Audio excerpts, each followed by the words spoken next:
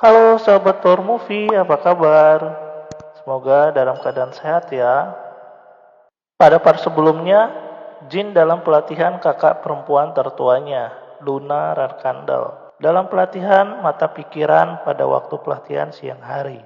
Dan pada pelatihan pagi hari, Jin berlatih dengan Garon, kesatria penjaga klan Rankandel. Sebelum Jin naik tingkat ke pelatihan tingkat menengah, Jin harus mengalahkan 10 kadet secara berurutan. Dalam sparring melawan 10 kadet, Jin berhasil menang tanpa cedera. Dan atas permintaan Jin, sparring dilanjutkan Jin melawan Bell Smith. Part ke-8 diambil dari light novel bab 21 hingga 24. Bell berdiri di depan Jin, meremas gagang pedang kayunya saat keringat dingin mengalir di wajahnya. Matanya terus melesat saat dia menyeka dahinya dengan lengan bajunya. Dia tidak menerima begitu banyak perhatian sejak menjadi kadet wali yang menjelaskan kegelisahannya. Kadet penonton lainnya bisa melihat jiwa belok keluar melalui mulutnya saat tatapan dengan Jin berlanjut. Semua orang tidak bisa tidak memikirkan kembali kata-kata yang dikatakan bocah Rakandal kepada pengecut itu. Kamu tidak dapat bertahan hidup dalam klan ini jika kamu terus bertindak seperti itu. Mengapa Tuan Muda memberitahu saya hal-hal seperti itu? Apa karena aku terlalu lemah atau karena aku terlalu pemalu? Pertanyaan seperti itu terlintas di benak Belloc. Apakah Tuan Muda Jin mencoba mempermalukan Bell karena dia membuat Tuan Muda marah? Apakah dia memperingatkan Bell bahwa dia tidak akan bertahan di klan Rokandal karena dia sangat lemah? Tuan Muda Jin lebih kejam dari yang saya kira. Para taruna semua setuju. Namun demikian mata Jin terpaku pada Bell dan dia mengecangkan cengkramannya pada pedang. Bell, iya Tuan Muda. Beberapa tawa mencemooh yang tertahan bergema di antara para penonton. Tetapi para taruna yang bereaksi segera mengoreksi ekspresi dan sikap mereka, karena mereka takut Garon akan menghukum mereka. Namun lupakan Garon bahwa Jin tidak melirik mereka dan terus menatap Bell. Aku sudah kehilangan banyak stamina dari sparring melawan 10 taruna. Ya Tuan Muda, hampir tidak sadar Bell menjawab dengan hormat. Dan kamu masih tidak terluka. Iya, meskipun begitu, Jin mulai berjalan menuju Bell sebelum melanjutkan kalimatnya. Aku mungkin lebih kuat darimu sekarang, tidak termasuk Garon. Kemungkinan besar aku akan menang melawan siapapun di sini dalam satu duel terakhir. Bell tidak tahu bagaimana menjawabnya, jadi dia hanya mengangguk pelan. Itulah alasan mengapa aku ingin bertarung denganmu sekarang. Tuan Muda, saya masih tidak mengerti apa yang Anda. Jin langsung mengurangi jarak antara keduanya. Pedang kayunya terbang ke arah bahu Bell.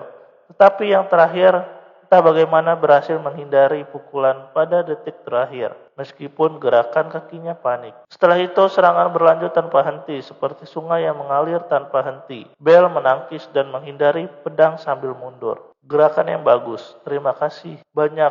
Ayo, Jin tiba-tiba meraih segenggam pasir di tempat latihan dan menaburkannya di wajah Bell. Saat Bell mencoba menahan keinginan untuk menutup dan menggosok matanya, dia mengecangkan pedangnya pada pedang kayunya dan berdiri kokoh. Tuan Muda, tapi Jin tidak menjawab dan melesat ke arah Bell lagi, meraih bajunya dan membanting tulang keringnya ke paha lawannya. Saat dampaknya bergema, Bell mengeluarkan serangan yang dalam dan jatuh ke tanah. Aku tidak memanggilmu ke sini untuk berdebat. Seperti yang saya katakan, saya ingin melawan kamu. Jin mendekati Bell yang duduk, yang hampir tidak bisa membuka matanya, yang kesal dan melihat ke arah bocah Rankandal. Saya juga mengatakan bahwa saya kemungkinan besar akan menang, bahwa saya akan kemungkinan besar akan melawan siapapun di sini dalam satu duel terakhir. Itu berarti saya tidak 100% yakin tentang hal itu. Bersihkan wajahmu. Bell menggunakan kemejanya untuk menyeka pasir di wajah dan matanya. Apakah itu berarti lawan yang kamu tidak yakin akan menang adalah aku, Tuan Muda? Akhirnya kita berada di halaman yang sama. Ini bukan sparring, ini pertarungan sungguhan. Jadi sudah waktunya kamu menghapus ekspresi tidak percaya itu dan menghadapiku dengan serius. Aku bisa membunuhmu berkali-kali saat kamu berada di tanah. Tapi satu-satunya alasan saya belum memberikan pukulan terakhir adalah karena saya menunjukkan belas kasihan. Karena kamu tidak mampu memahami niat saya. Berdiri, aku tidak akan bersikap mudah padamu lagi. Nada suara terlalu suram untuk dianggap sebagai lelucon dengan selera buruk. Jin berbalik dan mulai memperlebar jarak di antara mereka sekali lagi. Bel menurunkan wajahnya dan menghela napas panjang sebelum mengangkat dirinya dan menghunuskan pedang kayunya. Para taruna yang menonton sejauh ini mulai bertanya-tanya, apakah Jin benar-benar gila? Tidak peduli seberapa bodoh dan pengecutnya Bel, tuan muda bertindak terlalu jauh. Atau begitulah pikiran beberapa pengamat. Beberapa bahkan mengharapkan Garon untuk campur tangan dan menghentikan pertempuran berdarah yang akan segera dimulai.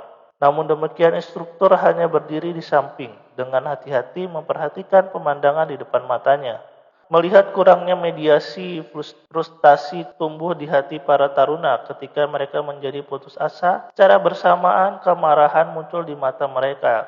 Ksatria bintang 7 yang juga merupakan instruktur ilmu pedang klan tidak bisa menghentikan Jin Rankandal. Jadi apa yang bisa dilakukan oleh taruna rendahan sendiri? Tidak ada sama sekali. Namun, mereka tidak bisa menghentikan kemarahan dan ketidakpuasan bahwa yang terkuat di kelas pelatihan Jin Rankandal dapat membiarkan dirinya menggertak yang terlemah di kelas. Bel, kemana perginya harga diri dan kehormatan Rankandal? Apakah tindakan melempar pasir ke arah kadet yang jauh lebih lemah dari dirinya juga merupakan bagian dari kejayaan Rankandal? Semua wajah penonton berubah marah dan putus asa saat mereka menyaksikan dua ekstrim saling berhadapan. Namun, saat berikutnya semua ekspresi mereka runtuh menjadi syok dan heran.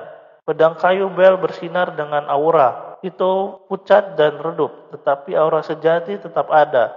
Bahkan dengan sedikit aura, kekuatan tebasan pendekar pedang akan meningkat secara eksponensial dan menjadi fatal. Aura yang terlemah di kelas pecundang abadi, bocah itu tiba-tiba memegang aura sehingga para taruna kaget dan bingung. Pada tingkat ini, salah satu dari dua petarung berpotensi binasa selama duel ini. Instruktur, kita harus menghentikan mereka. Ini adalah kelas pelatihan, bukan medan perang. Instruktur ilmu pedang Garon Altemiro, Jin menoleh ke Garon dan berteriak sekuat tenaga. Ya Tuan Muda, kamu harus merahasiakan apa yang kamu lihat hari ini dan membawanya ke kuburanmu. Kamu tidak dapat memberitahu Rankandal lain tentang insiden ini. Saya mengerti. Sementara itu, Bel mengeluarkan aura yang menutupi pedang kayunya. Namun wajahnya tidak diwarnai ketakutan lagi. Dia tampak putus asa namun marah. Apakah ini yang benar-benar kamu inginkan terjadi, Tuan Muda? Jadi kamu bisa menggunakan aura. Dalam hal ini, kamu tidak boleh menahan diri dan memanfaatkannya sebaik mungkin. Jin versus Bel. Keduanya memiliki tatapan singkat. Para taruna yang mengeluh semua menutup mulut mereka dan menyaksikan bentrokan yang tak terhindarkan saat keringat dingin mengalir di pipi mereka. Bel adalah orang pertama yang bergerak. Dia langsung meluncur melintasi lapangan dan muncul di hadapan Jin dengan gerakan yang sangat gesit. Jatuh, Jin memblokir pukulan kayu berat Bel. Saat pedang mereka terjerat, pertempuran berhenti karena menjadi salah satu kekuatan. Pembuluh darah di lengan mereka menonjol saat otot mereka berkontraksi dan pedang kayu bergetar di bawah kekuatan dorong yang sama. Jika Anda ingin berduel dengan saya, kamu telah melakukan kesalahan besar, Tuan Muda. Pedang kayu Jin mulai tergelincir dan retak saat Bel melapisi pedangnya dengan aura sekali lagi. Kamu seharusnya menantangku sebelum berduel dengan yang lain. Pedang Jin patah di bawah tekanan. Segera waktu melambat untuk Bel dan taruna lainnya selama waktu singkat ketika pedang kayu Bel yang bersinar menancap di bahu Jin. Pedang kayu itu telah benar-benar memotong bahunya dan hampir mencapai jantung Jin. Saat dia melihat bilahnya menggali lebih dalam, Jin melihat ekspresi Bel yang berubah menjadi putus asa. Putus asa karena berada di pihak yang salah dari Rankandal termuda. Selain itu keputusasaan karena mendebas Tuan Muda Jin yang telah merawatnya begitu lama. Mata polos Bel itu dipenuhi dengan pikiran putus asa tersebut, seolah-olah aku akan membiarkanmu. Bang! Sebuah pukulan berat tiba-tiba menghantam sisi pedang Bel. Teknik pertarungan tangan kosong Rankandal. The Flat Strike. Itu adalah telapak tangan Jin yang kuat. Saat pedang itu terbang menjauh, pukulan itu mengguncang tubuh Bel. Setelah kehilangan keseimbangan dan pijakannya, Jin dengan cepat meraihnya dari belakang dan mencekiknya. Taruna lain tidak menyadari apa yang terjadi dalam waktu singkat itu. Mengabaikan beberapa taruna kelas atas seperti Mesha Milkano. Apakah kamu nyata? Dia gila. Mesha tidak percaya dengan apa yang dilihatnya, meskipun perbedaannya dengan Jin telah mengejutkannya sebelumnya, itu tidak bisa dibandingkan dengan keterkejutan yang dia terima dari melihat gerakan manusia super Jin saat ini. Bel tidak bisa melakukan apa-apa selain berjuang mencari udara saat dia tersedak dari belakang. Saat taruna lain berdiri untuk menghentikannya, Jin melepaskan tangannya sendiri. Saat dia terbatuk dan terengah-engah, Bel berbalik menghadap Jin dengan tatapan tidak senang. Kenapa kamu berhenti? Kamu bilang kamu tidak akan mudah. Jangan berhenti, Tuan Muda. Kamu memenangkan pertarungan. Apakah kamu puas sekarang? Apakah menyenangkan bermain-main dengan orang lain? Semua kemarahan terpendam Bel meledak. Jin menggelengkan kepalanya. Ini bukan. Jika itu tidak menyenangkan, lalu kenapa? Harus mendorongmu melampaui batasmu juga tak tertahankan bagiku. Tak tertahankan dan menyiksa. Apa yang kamu tahu tentang aku? Kenapa kamu menyiksaku seperti ini? Aku tidak tahu banyak tentangmu, tapi ada satu hal yang saya tahu. Menjadi perhatian adalah sesuatu yang hanya bisa kamu beli setelah kamu menjadi sosok yang sangat kuat. Bel membeku. Dia kemudian mengingat kata-kata yang Jin katakan padanya sebelum dimulainya pertarungan. Kamu tidak dapat bertahan hidup dalam klan ini jika kamu terus bertindak seperti itu. Kamu mungkin baru menyadarinya sekarang, tapi kamu lebih lemah dariku. Kau juga lebih baik dariku. Saya suka aspek kamu itu, tetapi kamu tidak dapat bertahan hidup di lubang neraka ini dengan menjadi penjilat. Saat Jin berbicara, taruna lainnya bahkan tidak bisa mengeluarkan suara. Akibatnya tangisan dan isak tangis Bel bergema. Bel Locksmith, lihat saya. Angkat kepalamu dan lihat mataku. Dia mengangkat kepalanya dan mata mereka bertemu. Saya benar-benar berharap dari lubuk hati saya bahwa Jin berhenti dan meletakkan tangannya di bahu bocah itu. Kamu mendapat kekuatan dan kekuatan itu cukup untuk melindungi hatimu yang baik hati. Bersama dengan yang lain di sini. Terakhir saya minta maaf. Bel mengangguk pada kata-katanya. Sebenarnya itu lebih terlihat seperti dia menggelengkan kepalanya. Tidak apa-apa. Itu adalah campuran dari kedua gerakan. Jadi Jin tidak tahu apakah itu penegasan atau penolakan. Anak laki-laki dengan air mata mengalir di wajahnya berjalan menuju taruna lainnya. Tiba-tiba para pelayan yang membawa panci besar berisi hidangan mentah muncul di tempat latihan.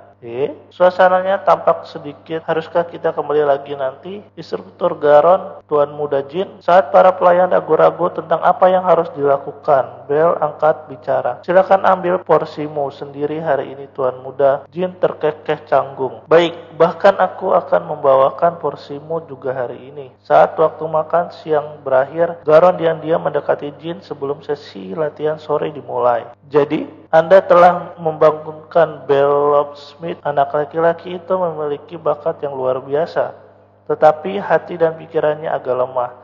Jadi saya tidak yakin harus berbuat apa.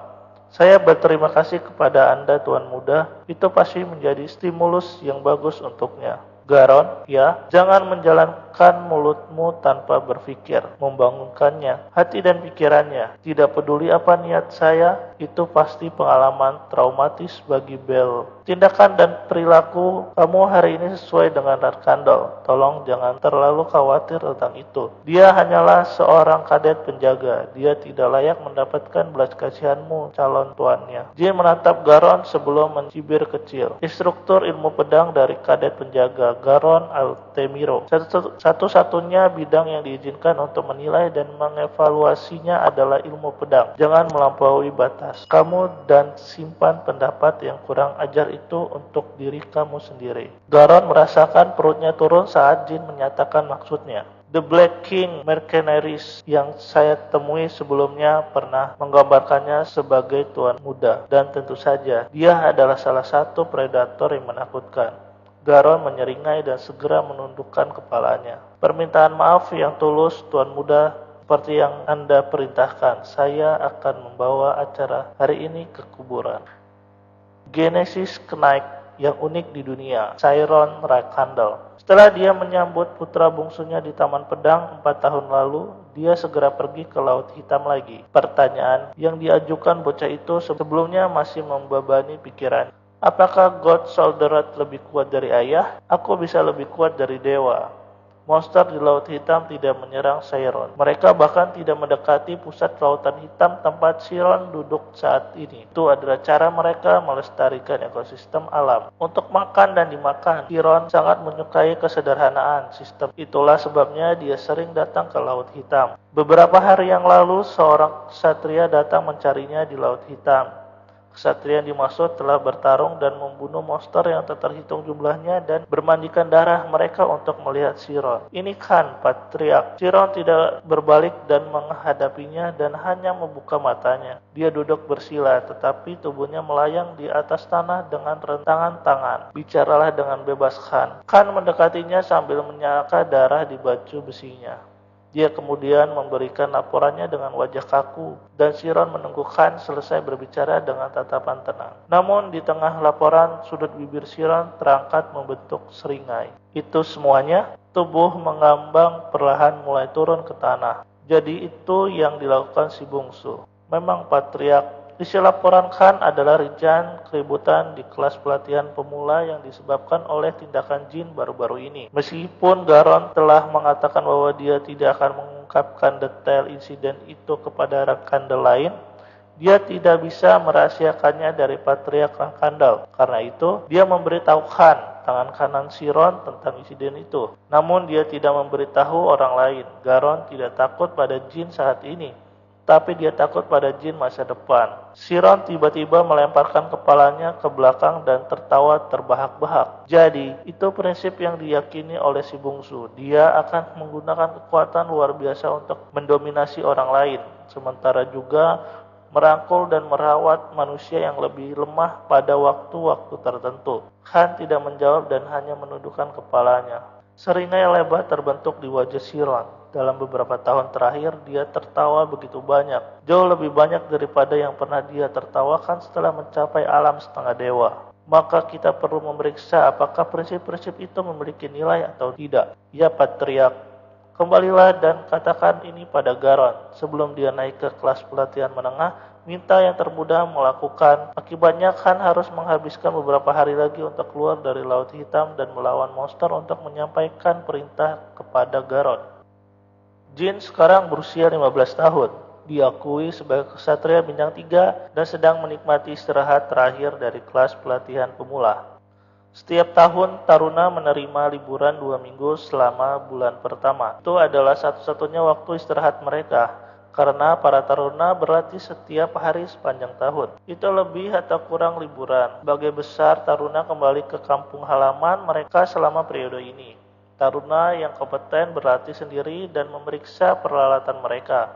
Sedangkan Taruna yang luar biasa berkeliaran di sekitar bengkel aliansi Hope Hester dan memesan pedang yang dibuat khusus. Mengapa mereka memesan pedang? Alasannya adalah karena mereka sadar bagaimana mereka adalah kandidat yang paling mungkin untuk maju ke kelas berikutnya. Hasil dan nominasi diumumkan hanya setelah istirahat 2 minggu terakhir. Tetapi sebagian besar waktu cukup untuk memprediksi siapa yang akan maju ke kelas menengah. Mulai dari kelas pelatihan menengah, para Taruna tidak lagi menggunakan pedang kayu.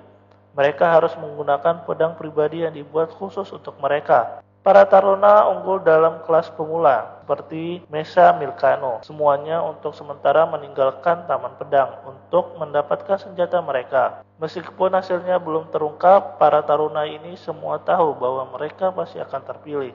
Jin, saudaraku. Ya, kakak sulung. Tak perlu dikatakan, peringkat teratas kelas pemula tahun ini adalah Jin. Jika Jin adalah seorang kadet seperti Mesa dan yang lainnya, dia pasti sudah berkeliaran di sekitar Pandai Besi dan menempa di Hope Hester. Namun dia adalah seorang Rakandel. Dia adalah putra bungsu dari klan ahli pedang terkemuka yang memiliki terlalu banyak pedang tak ternilai dan kelas atas. Karena itu, dia hanya perlu mengambil pedang acak di gudang senjata klan. Dia tidak membutuhkan senjata yang dibuat khusus. Di antara ribuan pedang yang ada di gudang senjata, setidaknya beberapa di antaranya harus pas di tangannya. Itu cukup merepotkan menemukan pedang yang cocok untukmu tahu. Namun Jin tidak bisa memilih pedang sendiri. Luna berkata bahwa dia ingin menghadiahkan pedangnya dan menghabiskan 1 bulan penuh untuk menjelajahi gudang senjata. Bagaimanapun Luna jauh lebih baik dalam menemukan pedang yang bagus dibandingkan Jin pada saat ini. Jadi dia tidak akan rugi dengan menerima sarannya. Aku menantikannya, kakak. Luna melepaskan pedang kapak besar di punggungnya dan meletakkannya di lantai. Itu adalah pedang yang berbeda dibandingkan dengan rantel kesayangannya. Jin hanya bisa membuat wajah bingung. Pedang kapak yang Luna letakkan tampak lebih besar dari dirinya. Di sisi lain, mata Luna berkilau karena tidak sabar. Pedang ini pernah disebut pembantai Bayless. Itu adalah senjata yang saya senang gunakan pada saat remaja. Apa itu pedang kapak? Seperti namanya, itu adalah pedang dengan bilah kapak yang menempel di ujungnya. Ini besar dan berat. Sejarah pedang kapak tidak terlalu lama. Itu adalah senjata yang diciptakan secara pribadi oleh Luna Rakandel pada usia 15 tahun. Sampai saat itu, tidak ada yang menggunakan senjata seperti ini. Dengan kata lain, nama Bayless Slaughter berasal dari masa remaja Luna sendiri yang kacau, liar, dan tidak stabil. Begitu, apakah kamu menyukainya?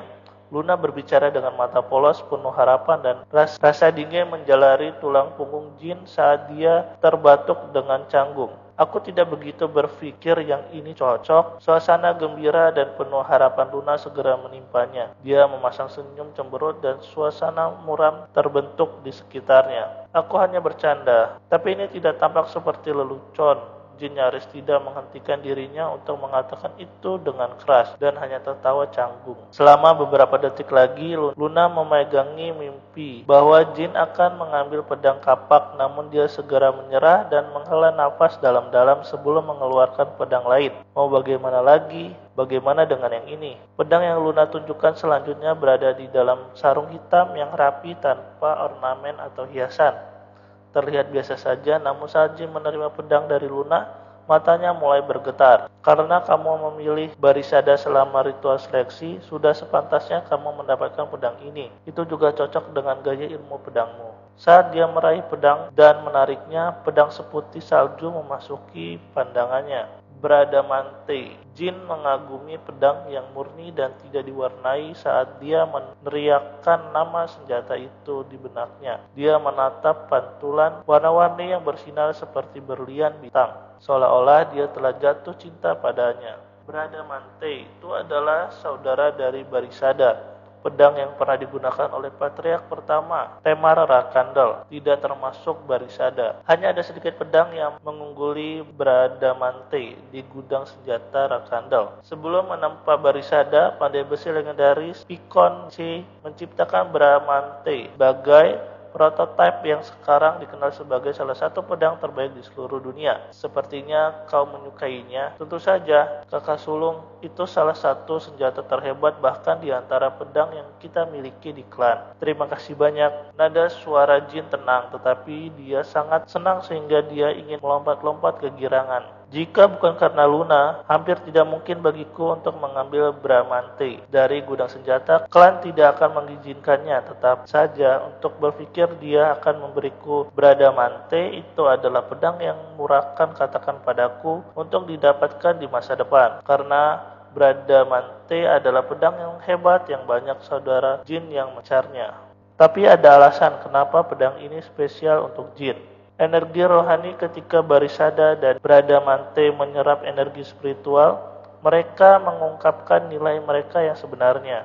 Tapi ini adalah fitur yang hanya dapat diakses oleh mereka yang mengontrol bayangan. Meskipun banyak dari saudara kita yang merindukan Bradamante, bagaimana aku bisa membalasmu untuk ini kakak sulung? Bayar? Sepertinya kau masih tidak nyaman saat berada di dekatku. Betapa menyedihkan. Bukan itu maksudku. Untuk menenangkan kesedihan, aku harus menggertakmu. Tutup matamu sekarang, saudaraku. Mari kita mulai pelajaran kita. Ya, Luna menyeringai nakal sambil mengusap kepala Jin dan mengacak-ngacak rambutnya. Hari ini lagi saya akan memberitahu kamu untuk mengamati menggunakan mata pikiran. Aku sadar, tapi tidak seperti sebelumnya. Saya akan memberitahu kamu hal lain yang perlu kamu ketahui tentang mata pikiran. Ada apa, Kak? Luna berjongkok dan memegang tangan Jin.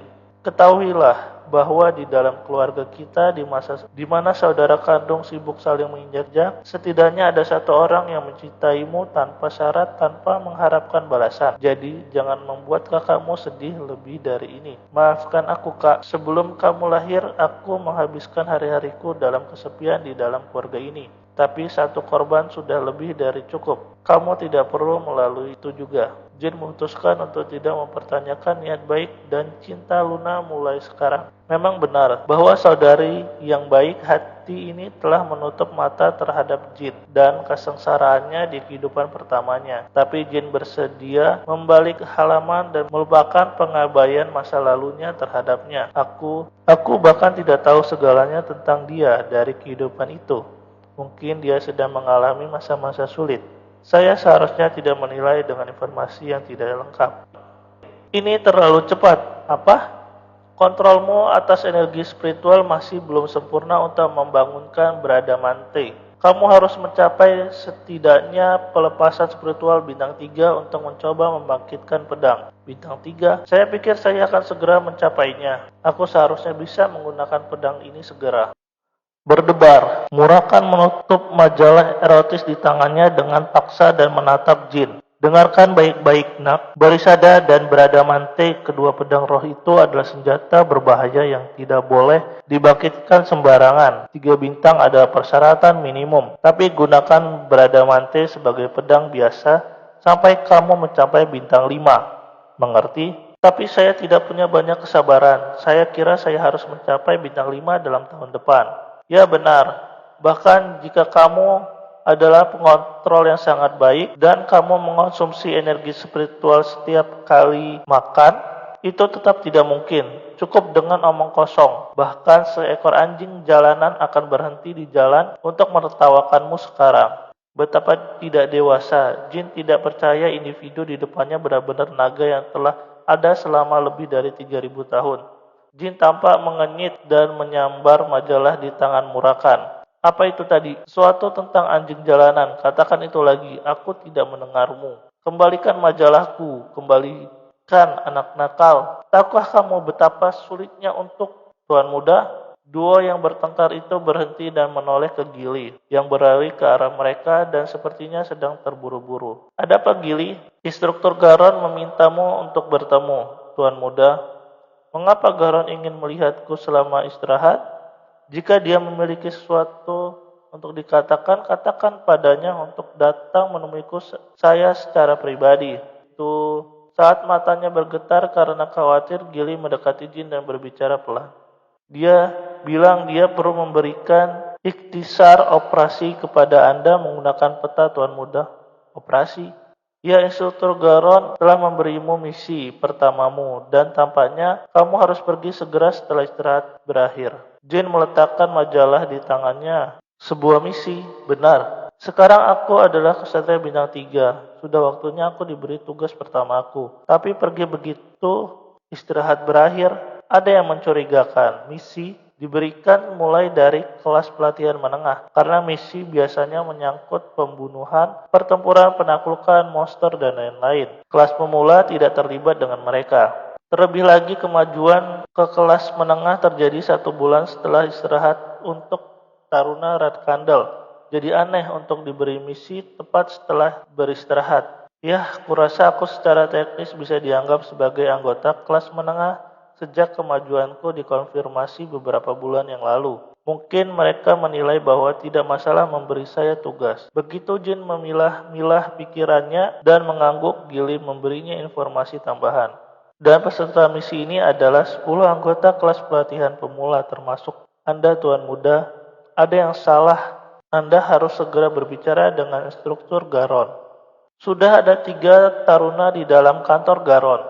Mereka berdiri dengan kaku dan gugup karena panggilan yang tiba-tiba. Garon sedang menjelaskan misi sambil melihat peta di dinding. Karena hasil yang sangat baik dari kelas pemula tahun ini, misi ini secara khusus ditugaskan untuk Anda telah tiba, Tuan Muda. Dengan kedatangan Jin, Garon tersenyum tipis dan membungkuk. Sementara kelas pemula biasanya tidak menerima misi, kasus ini bukan pertama kalinya terjadi.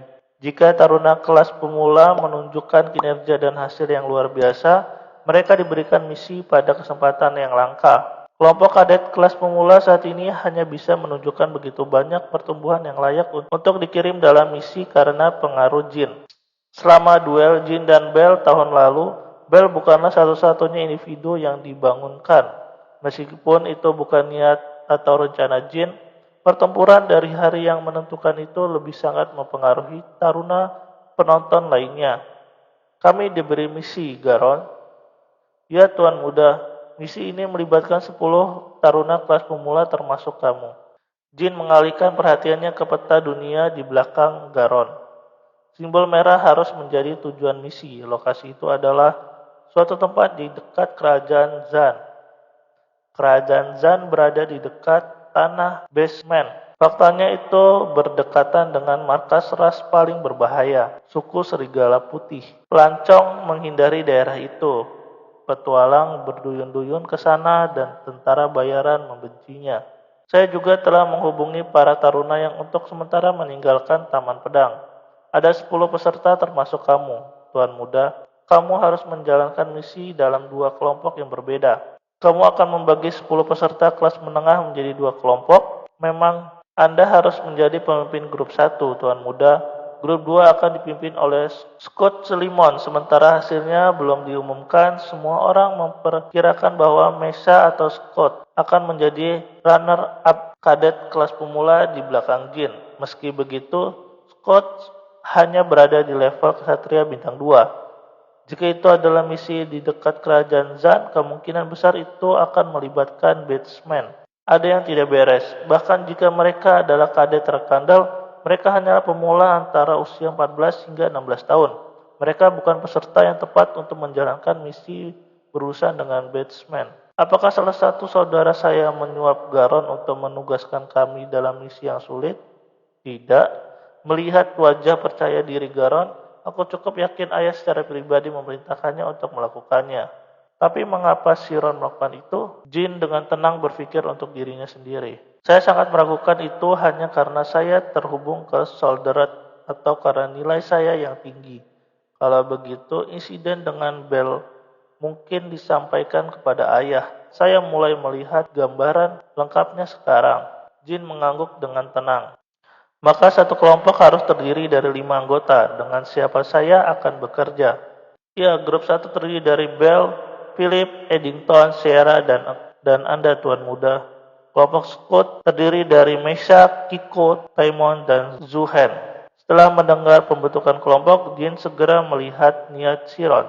4 kadet dari kelompoknya semuanya berperingkat menengah ke bawah di kelas pemula, kecuali Bell. Setelah terbangun dengan duel melawan Jin, Bell sekarang menjadi bagian dari jajaran menengah atas. Di sisi lain, tim Scott terdiri dari kadet peringkat atas. Hanya ada satu penjelasan di balik pembentukan kelompok yang tidak merata ini. Ayah ingin menguji saya. Dia ingin memeriksa apakah prinsip saya memimpin mereka yang lebih lemah dari saya tidak akan berubah selama misi ini. Kalau begitu, misi ini pasti akan merepotkan. Seperti yang dikatakan oleh intuisi Jin, dia berbicara lagi. Beri aku ikhtisar dari misi dan operasi ini. Misinya adalah untuk mengintai di sekitar perbatasan selatan kerajaan Zan. Tampaknya putra seorang Taipan hilang di daerah itu. Kelompok-kelompok yang akan bertanggung jawab atas area yang terpisah dan segera setelah Anda menemukan orang atau petunjuk yang hilang, Anda harus melaporkan kembali kepada saya.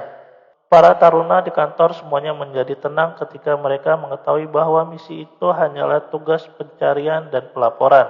Dan setelah melaporkan, jika korban selamat, kami akan mengirimkan ksatria penjaga untuk melakukan operasi penyelamatan.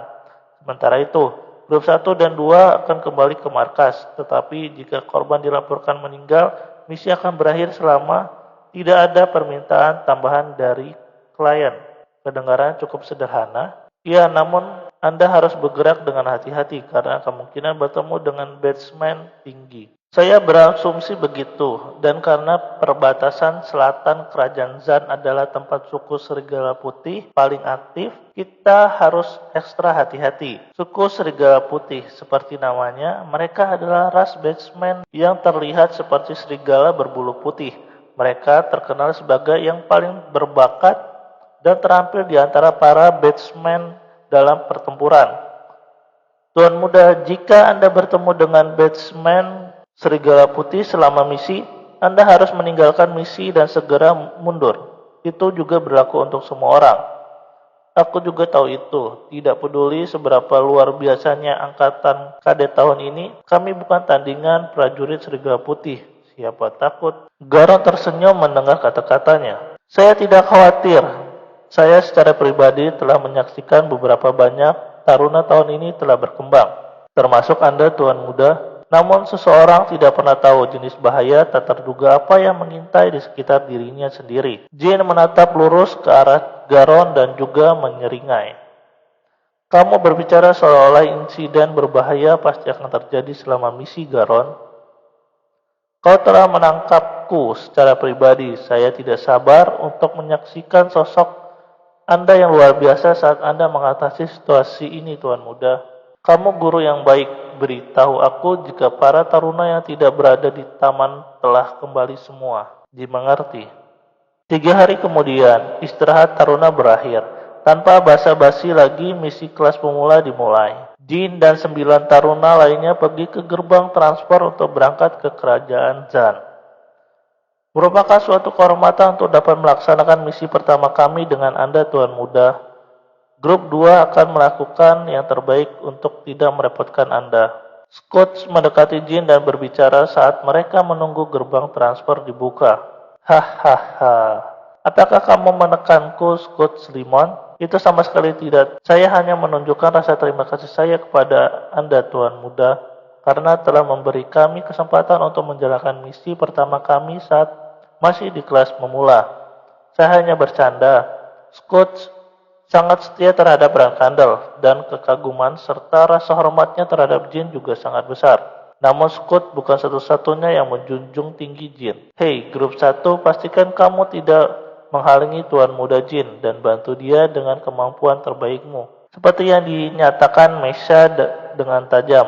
Para taruna grup 1 semuanya mengangguk bersamaan. Apalagi jika kami berhasil menjalankan misi ini, kamu mungkin diberi kesempatan untuk maju ke kelas menengah meskipun nilaimu rendah. Apakah kamu mengerti? Kami mengerti, Mesha. Kami akan melakukan yang terbaik. Jin tersenyum sendiri saat melihat interaksi mereka. Kelihatannya Mesha bersikap kasar kepada mereka, tapi dia benar-benar berharap dari lubuk hatinya bahwa semua anggota grup 1 akan maju ke kelas berikutnya bersamaan. Dia berperilaku seperti pendisiplin kelas. Tampaknya dia memiliki bakat untuk itu, tetapi sebenarnya dia adalah seorang kadet yang berhati besar, orang yang paling peduli dengan rekan-rekannya. Pasti ada sesuatu yang istimewa dari angkatan kadet kelas pemula tahun ini. Mereka semua telah mengembangkan ikatan kuat yang berpusat di sekitar Jin. Ini adalah kasus yang jarang terjadi dalam sistem kompetitif klan Rankandel. Selain itu, dalam banyak kasus di mana ikatan yang kuat terbentuk antara taruna, mereka mengecualikan tuan muda dan wanita dari grup. Namun selama beberapa tahun terakhir, Jin telah sepenuhnya menjadikan taruna ini sebagai subjeknya. Tenang semuanya, karena gerbang transfer akan segera terbuka, saya akan mengeluarkan perintah. Ya. Para taruna berkumpul di sekitar Jin dalam lingkaran. Begitu kami tiba di perbatasan selatan, kami akan mendirikan kemah di tengah area.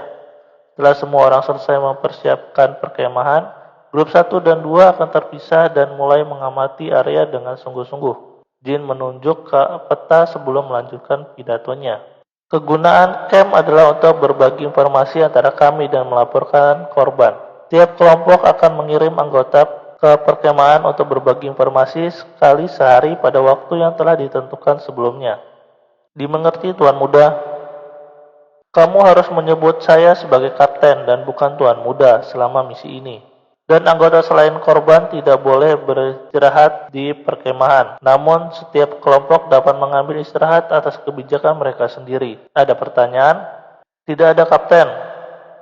Itu semuanya. Mari kita berharap bahwa target kita hidup dan sehat.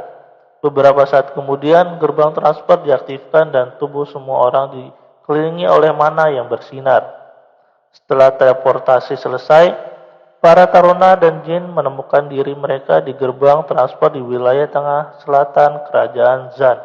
Biasanya mereka harus melalui semua prosedur administrasi setelah tiba, tetapi begitu kalian melihat jubah yang dikenakan para taruna, mereka melewatkan semua prosedur. Jubah itu memiliki lambang pedang hitam rakandel di atasnya.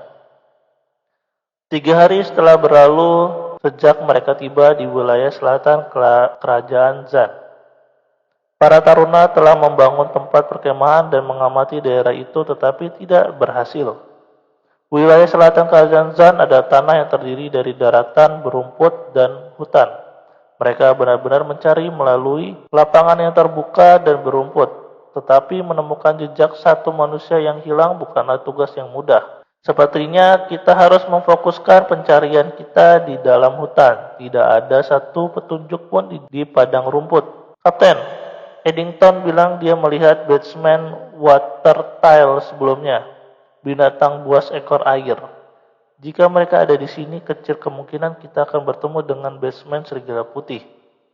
Batsman suku ekor air adalah suku yang jinak dan lembut yang menangkap ikan di sungai atau laut menggunakan ekornya yang berbentuk tombak. Mereka tidak ditemukan di daerah di mana batsman serigala putih atau batsman harimau merah berada.